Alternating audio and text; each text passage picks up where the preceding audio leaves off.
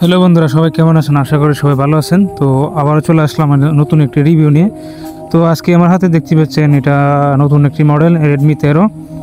তো রেডমি 13 মোবাইলটা কেমন হবে, যারা সেকেন্ড হ্যান্ডভাবে নিতে চাচ্ছেন তাদের জন্য আজকের এই রিভিউ।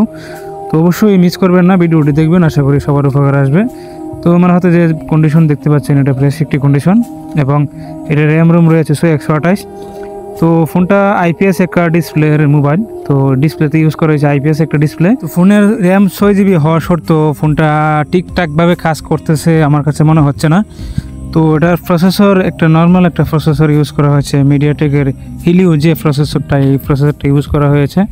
তো এই প্রসেসরটা বাজার অনুযায়ী আমি বলবো যে প্রসেসরটা বেশি একটা ভালো নয়। এই ফোনটাতে রয়েছে 60/90 রিফ্রেশ রেট। 60/90 রিফ্রেশ রেট হওয়া সত্ত্বে এটা একটা ভালো দিক, সেটা আমি বলবো যে সেটা একটা ভালো দিক। রিফ্রেশ রেট থাকা অবশ্যই ভালো দিক, কিন্তু ফোনের প্রসেসরটি আমার কাছে নর্মাল মনে হয়েছে, এবং ফোনের টাচটা একটু স্লো কাজ করতেছে, ফোনটা স্লো কাজ করতেছে।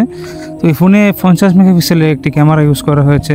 ক্যামেরাটা আমি দেখে বুঝতে পারলাম যে ক্যামেরাটা ঠিকঠাকই রয়েছে। 50 মেগাপিক্সেল ক্যামেরা যেমন হট তেমনই আছে। তো ক্যামেরা রেজলিউশন ভালোই, খারাপ না।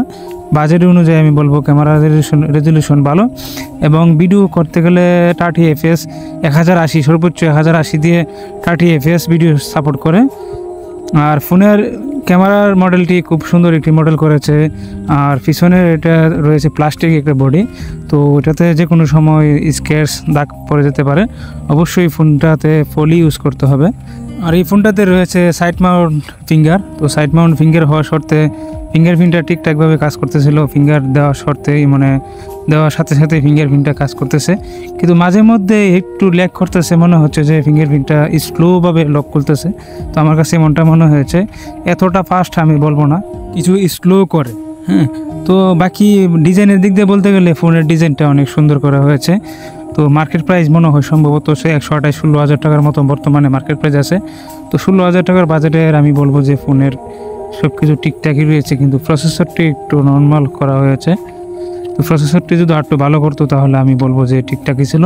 কিন্তু যারা গেম করতে নিতে চাচ্ছেন তাদের জন্য গেমিং ফোন হিসেবে আমি বলবো যে ঠিকঠাকই আছে। কিন্তু যারা হাই রেজলিউশনের গেম খেলেন তাদের জন্য আমি বলবো যে এটা আপনাদের জন্য না, অন্য ফোন দেখতে পারেন আপনারা।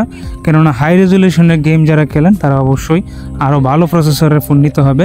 এবং এই ফোনটিতে রয়েছে 5000 mAh একটি ব্যাটারি, আর 33 ওয়াটের ফাস্ট চার্জার, যা চার্জ হতে প্রায় 1.5 ঘন্টার মতো সময় লাগে। আমি টেস্ট করে দেখেছি, কিন্তু চার্জারটা ঠিকঠাকভাবে কাজ করতেছে না।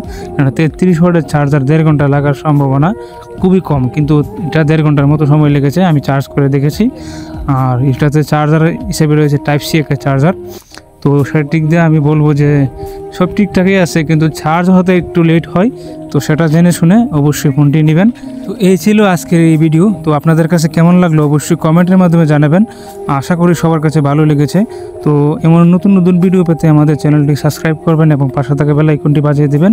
আর যে কোনো জায়গাতে ফোন কিনেন অবশ্যই বক্স চার্জার ডকুমেন্ট দেখে তারপরে ফোন কিনবেন। তো সবাই ভালো থাকুন, সুস্থ থাকুন, আবার দেখা হবে নতুন কোনো ভিডিওতে।